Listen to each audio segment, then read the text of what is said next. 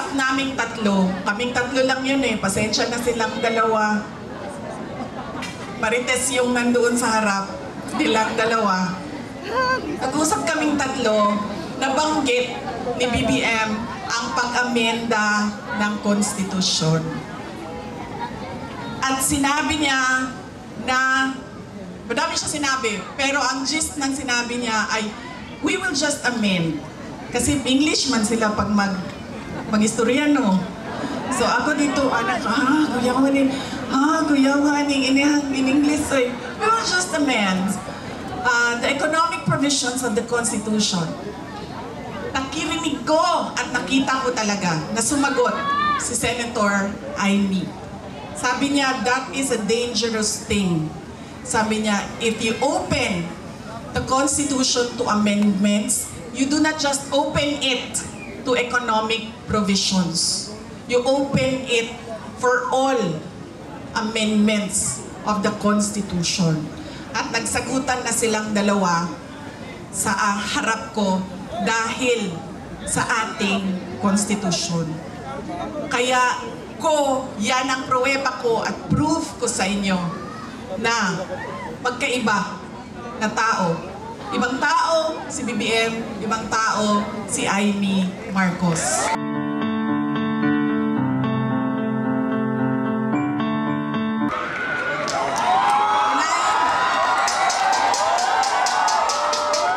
Assalamualaikum warahmatullahi wabarakatuh. Madayaw, mayong gabi kaninyong tanan. Magandang gabi sa inyong lahat. Dinhi.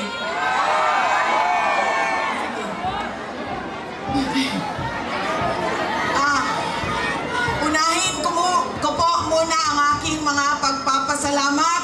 Una po, ang pagpapasalamat natin sa ating pinakamamahal na Mayor ng Siyudad ng Maynila, Isko Moreno Dumagoso.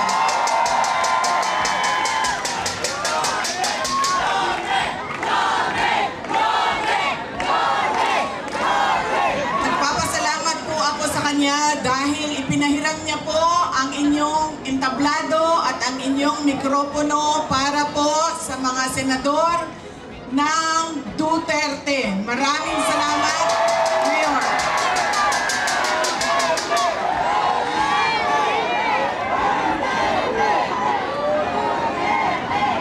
Ang sunod na pagpapasalamat ko ay sa inyong lahat, mga kababayan namin dito sa Maynila.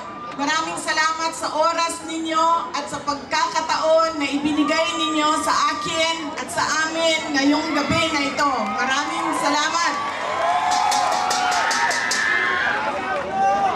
Madami sa inyo ang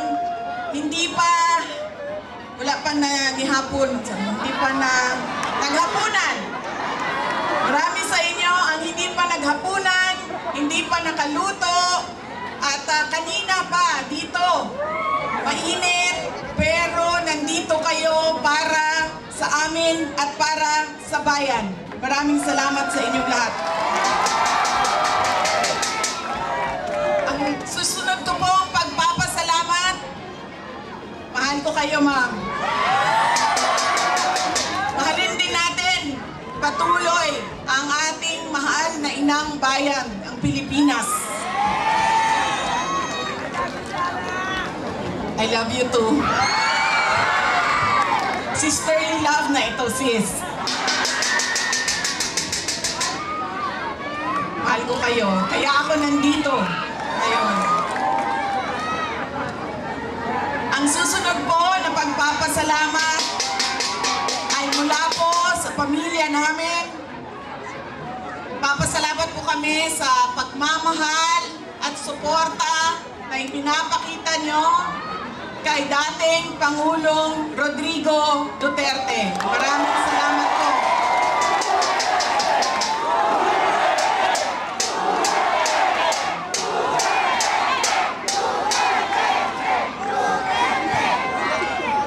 Marami po sa inyo ang nag-celebrate ng kanyang birthday noong March 28 Day 2025 at kami po ay taus-pusong nagpapasalamat at masaya dahil nakiisa kayo sa kanyang 80th birthday celebration.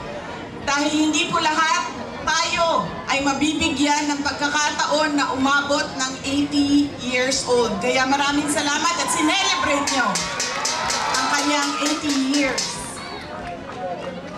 Ang susunod na pagpasalamat ay mula po sa akin. Maraming salamat sa inyong suporta, sa inyong kampanya at sa inyong boto para sa akin noong halalan ng 2022. Maraming salamat sa suporta ninyo. At syempre, ang aking pagpapasalamat pa rin sa patuloy ninyo na pagtitiwala sa akin at sa aking mga kasamahan at sa aming opisina, ang tanggapan ng pangalawang Pangulo ng Pilipinas. Maraming salamat. Ang aming pong pamilya ay merong malaking utang na loob sa inyong lahat, mga kababayan namin, sa pagkakataon na inyong ibinibigay sa amin na makapaglingkod sa ating bayan. Dako kayo ang amo ang utang nga kabubuton kaninyong tanan mga kaigsuunan namo. Sa higayon nga gihatag ninyo kanamo nga makaserbisyo sa ato ang nasod. Daghan kayong salamat.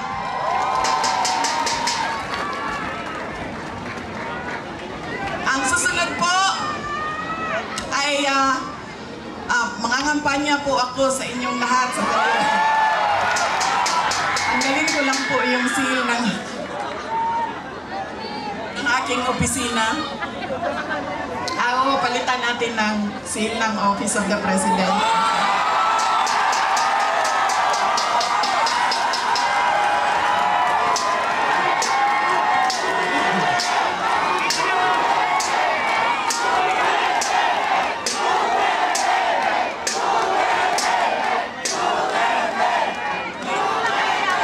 Tinangkay ko lang kasi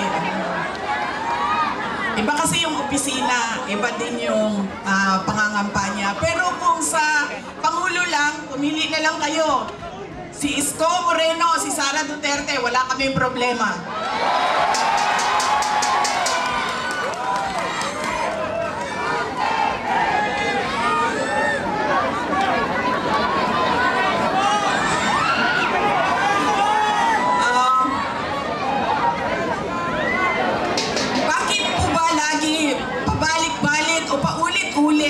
Problema ng ating bayan. Dahil po, paulit-ulit din yung ugali natin sa pagpili ng ating mga leader. Kung sino yung binoboto natin. Ngayong darating na halalan, marami ang nagtatanong, ano bang pwede naming gawin? Wala naman kaming pera, wala kaming makinarya, ordinaryong tao lang kami na nakatira sa gilid ng daan kung saang subdivision. Pero gusto namin na merong makitang pagbabago sa nangyayari at para sa ating bayan. Una po, ang ugali natin sa pagpili ng ating mga kandidato ay kung sino yung naaalala natin. Sino yung magaling kumanta, sino yung magaling sumayaw, sino yung magaling magpatawa.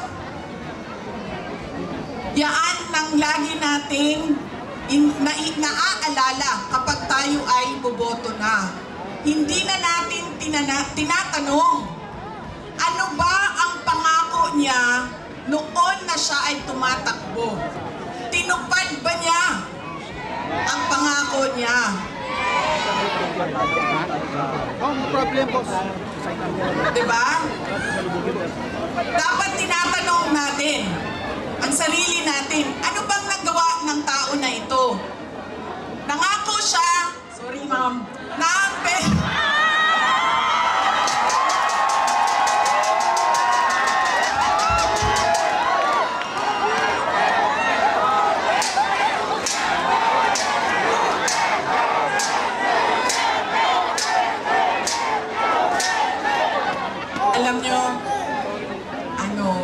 ba sabihin ito?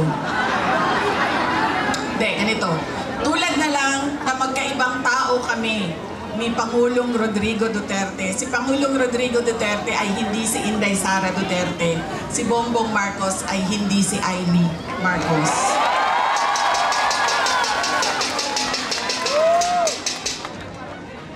Ito, hindi na ako nagpaalam sa'yo. Sasabihin ko na, nga naman, sige maning. Tanggalin na lang natin ito. Okay lang sa'yo? Pura siyang matuwan.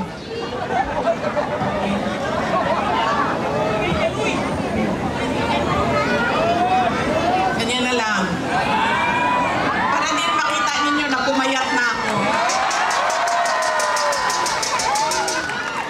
Salamat, Martin Romualdez! Pumayat si Inday Sara!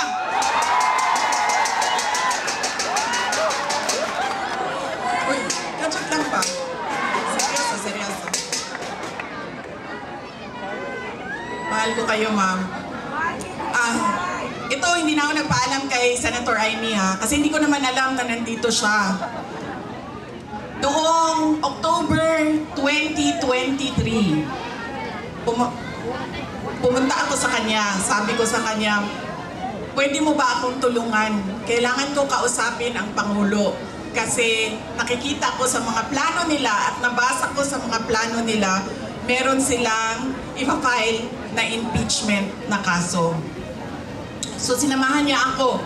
Ito yung araw bago umalis si dating Pangulong, si Pangulong Bongbong Marcos.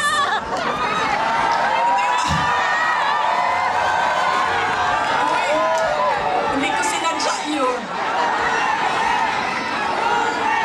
Hindi ko sinadya yun, ha? Napailan na, kayo lahat, pailan ng sedisyon. Kayo dyan, may kaso na kayo bukas. Wait lang. So, ito yung araw na paalis siya, papuntang Amerika. Pumunta kami, sinamahan ako ni Senator Amy. Siya yung kumuha ng oras ng schedule para makausap ko si BBM. Noong nandun na kami, binanggit ko sa kanya ang impeachment. Pero hindi yung impeachment ang gusto kong marinig ninyo na kwento ngayong gabi na ito. Doon sa pag-uusap naming tatlo, kaming tatlo lang yun eh, pasensya na silang dalawa. Marites yung nandoon sa harap, nilang dalawa. Nag-usap kaming tatlo, nabanggit ni BBM ang pag-amenda ng konstitusyon. At sinabi niya na, madami siya sinabi, pero ang gist ng sinabi niya ay, we will just amend. Kasi English man sila pag mag-istorya, no? So ako dito, anak, kuya ko maning, in English ay, we will just amend the economic provisions of the Constitution. Nakirinig ko at nakita ko talaga na sumagot si Senator Amy. Sabi niya, that is a dangerous thing. Sabi niya, if you open the Constitution to amendments, you do not just open it to economic provisions. You open it for all amendments of the Constitution. At nagsagutan na silang dalawa sa harap ko dahil sa ating Constitution. Kaya yan ang pruweba ko at proof ko sa inyo na magkaiba na tao. Ibang tao si BBM, ibang tao si Amy Marcos. Okay na ma'am, pwede ka na umalis. Wait lang, sandali. Iboto niyo ba si Amy Marcos? Okay na ma'am, pwede ka na lumipat sa QC. Good na dito. Kalimutan ko na yung sasabihin ko. Tatlong paalala. Hindi natin tinitingnan kung ano ba yung mga pangako niya noon. Tumakbo siya noon, may pangako siya. Binigay ba niya? Diba? 20 pesos ang kilo ng bigas. Tapos ngayon, okay na daw. After 3 years, 3 taon ng campaign promise o pangako sa eleksyon, ibibigay ngayon. Pero ibibigay lang sa Visayas. Para bang hindi kayo nagugutom dito sa syudad ng Maynila. At parang hindi nagkukulang ang pera ninyo pambili ng pagkain. Kaya dapat tinitingnan natin. Sumayaw, oo. Kumanta, oo. Bakit hindi? Pero tinitingnan natin. Ano ba ang pangako? Binigay ba o hindi? Bakit hindi binigay ang pangako? Dahil nagsinungaling? O dahil hindi talaga maibigay? Pa? Yan yung unang. Lagi na lang tayo pangan. Sorry, ma'am. Nambubudol. I'm sorry, ma'am. Kasi naman sabi ko, okay na, humis ka na.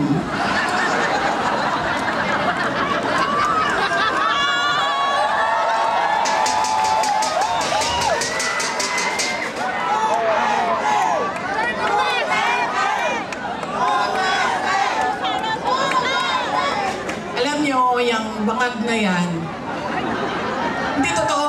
Hindi naman ako kasi tumawa dahil tinawag siyang bangag. Andun ka din, di ba? Hindi ako, kasi sa Bisaya, ang bangag, di ba? Bangag, bangagan, bangag. Oo. So, pag sinabi mong bangag sa Bisaya, hindi siya adik. Unsa man sa to, akida. Di ba? Oo. So, hindi talaga ako natawanan, tinawag siya bangag. Kasi sa Bisaya, ang bangag ay butas. Hindi, at saka sa slang, ang bangag is yung private part ng babae. Diba? Bangagan. Ang pinagtawanan ko, dahil ang rally na yon ay kontra sa pag-amyenda ng konstitusyon. Yun yung rally na yon. Tapos nagulat na lang kami na iba na yung napag-usapan doon sa rally. Pero balik tayo sa bangag, ma'am. Alam mo, hindi ito kasali talaga sa speech ko, ma'am. Sinabi sa akin ng partner ng uncle ko na noong hindi pa siya Pangulo, nung senador pa lang siya, ay bumisita sila sa bahay at inalok talaga sila ng droga. Kung hindi, yung wala naman ako sinabi na pangalan. O talaga. Alam nyo, may malaki bang tulungan ang Maynila para sa atin lahat? Hindi nila tayo kakayanin ni Kulong, no? Baka matulad tayo kay President Duterte. Nakulong na. Humindi yung partner noong uncle ko. Kinento nila yan sa akin. Ang buong akala ko naman, kasi matanda na, di ba, may edad na, natututo ka na sa kung anong mga mali na ginagawa ng kabataan mo, ay nagbabago yung tao. Hindi ko alam na yun na nga ang nangyari. Kaya balik tayo sa paalala, tingnan nyo muna. Pagkatapos niyang kumanta, tanungin ninyo ang sarili ninyo. Noon, nakinig ako sa'yo. Ano ang pangako mo? Binigay mo ba? Kaya dapat pinag-iisipan natin kung iboboto natin o hindi yung tao. Pangalawa, ito, walang makakakontra sa akin nito, kahit saan man sa mundo. Hindi dahil galing yan sa malaking pamilya ng mga politiko ay automatic ang boto ninyo. Hindi dahil anak yan ng Duterte ay automatic ang boto ninyo.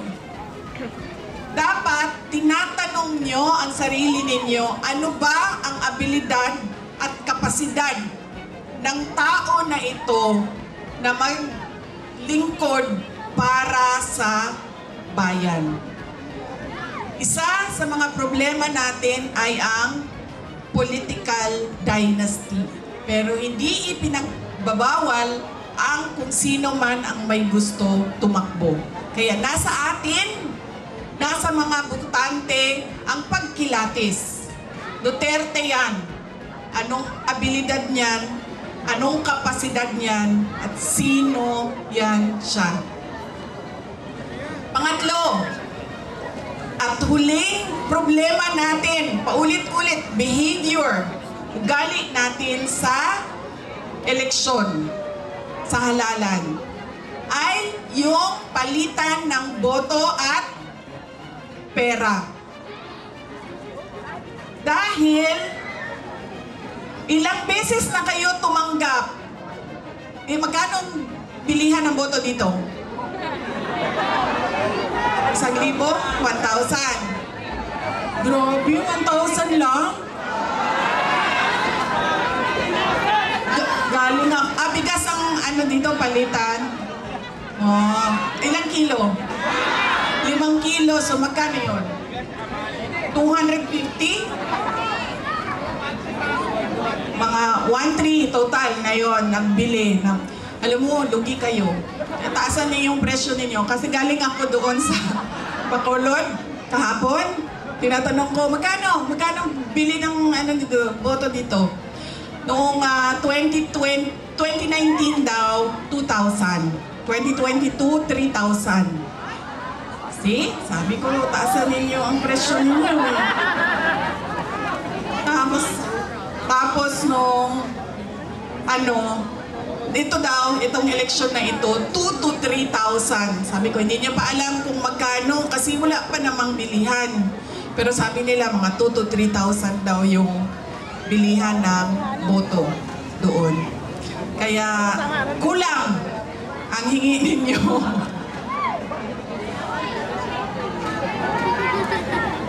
1,300 ang natatanggap ninyo. O, hindi pa lahat. Oh. Bakit 1,300? Ang akap, magkano ba akap? Di ba 5,000? 3,000?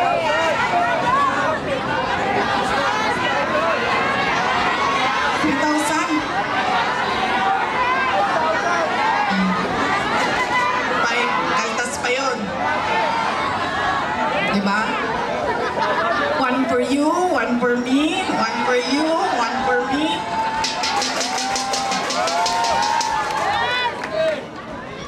Alam niyo, hindi namin ginagawa yan sa Davao. Alam niyo bakit? Nawawala kasi yung respeto ng tao sa isa't isa. Sabihin ko sa inyo kung bakit mamaya nawawala yung respeto, ha? Sana ako. Sa bilihan ng boto. Yan. Ilang eleksyon na kayo tumanggap ng 1,300? Ilang eleksyon na tumatanggap ang mga botante ng Pilipinas ng pera kapalit ng boto nila. Pero bakit mahirap pa rin ang ating bayan? At bakit hirap pa rin kayo bumili ng bigas?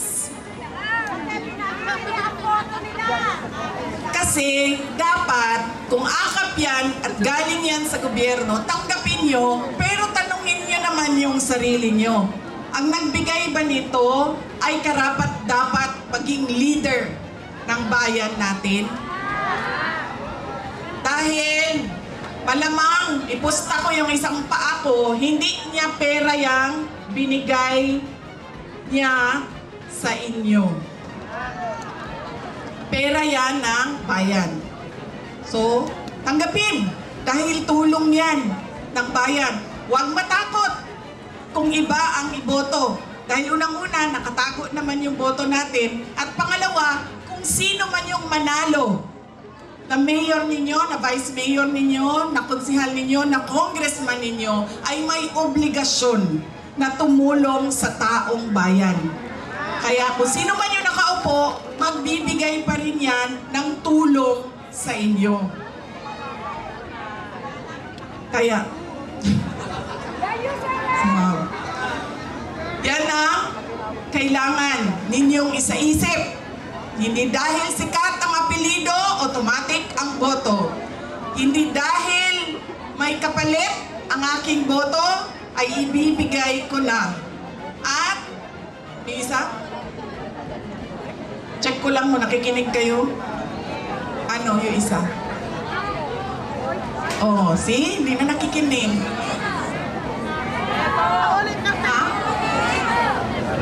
Respeto. Nakakawala talaga ng respeto yun, ma'am, pag may palitan ng pera. Yung isa ay wala naman nakinig sa inyo. Huwag ibenta ang boto. Huwag dahil sikat iboto. Ha? O yun nga, dahil sikat iboto. Ano isa?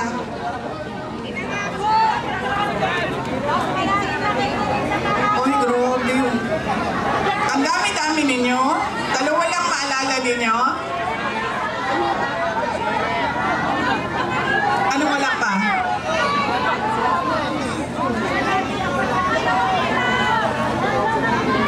Ayo po. Oo, nagpapasalamat tayo kay Mayor Isko Moreno Dumagoso.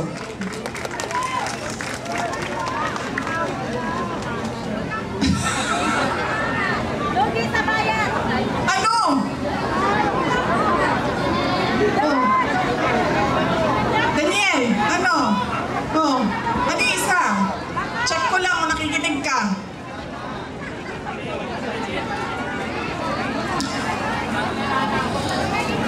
Alam nyo, hindi ito totoo na kilay ko ha, drawing lang ito. Drawing lang ito. Kanina, sinasabihan ko yung gumagawa ng mukha ko. Sabi ko, alam mo, para akong naglalakad na kilay. Tapos sabi niya, hindi, kailangan mo yan. Kasi pupunta ka ng rally. Doon sa malayo, hindi ka makikita kung wala kang kilay. Sabi ko, ganun ba yun? Sabi niya, oo, kailangan may mata ka, may kilay ka kasi hindi ka makikita. So yung mga walang makeup at walang kilay dyan, hindi po kayo nakikita. Madaming kayo nakikita. Pero hindi joke yan ha, totoo yan, nangyari yan doon kanina kasi ayaw ko yung kilay. Drawing lang kasi, di ba? Ano, wala?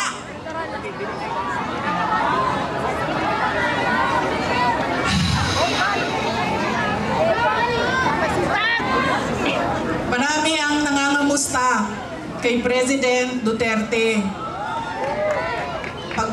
Kung saan man ako pumupunta, nangungumusta sila lahat. Tapos nagpapasabi pa sila, kanina, meron ilan dyan sa likod na pakisabi, kamusta kay Tatay Digong. Kahit hindi ko siya kilala, lagi yung mga tao, hindi ko kilala sa pangalan, sinasabi nila, pakikumusta kay Tatay Digong. Ayun. Siya po ay nakakulong. Anak po ako ng nakakulong na at okay naman siya. Madami din ang nagtatanong, kamusta na si Tatay Digong? Sinasabi ko lagi, okay naman siya. Ang problema lang ay hindi siya marunong maglaba, magluto at maglinis ng kwarto. Dahil yon ay ginagawa sa kanya lagi ng mga asawa niya. Madami pong asawa ang aking tatay.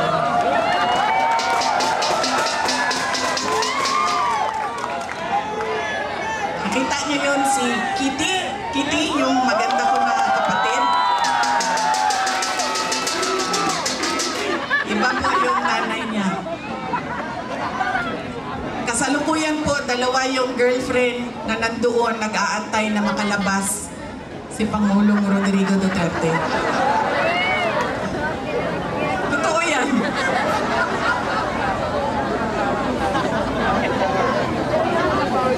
Oo, ma'am. Hindi daw nila kinidnap yung hindi daw nila kinidnap si Pangulong Rodrigo Duterte. Hindi daw kidnap ang tawag doon. Sige, okay na lang. Hindi na kidnap ang tawag doon. Ang tawag doon, ninakaw nyo sa amin. Ninakaw nyo sa amin Pangulong Rodrigo Duterte dahil siya ay propriedad o property ng syudad ng Davao. Dahil siya ay magiging mayor namin doon at kinuha ninyo siya at ninakaw ninyo dito. Pwede na ba yun, ma'am? Hindi daw kidnapping yan eh. Nakawan na lang. Ninakaw ninyo sa amin. Sa mga nangangamusta, ay meron kaming maliit na video presentation sa inyo. Sigurado ka ba, ma'am, na hindi ka aalis? Kaya ako nakakalimot sa mga sasabihin ko eh, kasi nalilito ka, ma'am. Ma'am, ang advice ko lang talaga sa iyo sa panahon na ito at sa darating na mga araw ay magpalit ka na po ng apelido, ma'am.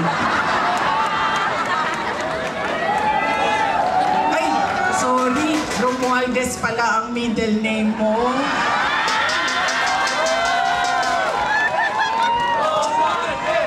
Mabait to. Sabi ko nga, matino na tao, si Senator Amy Marcos.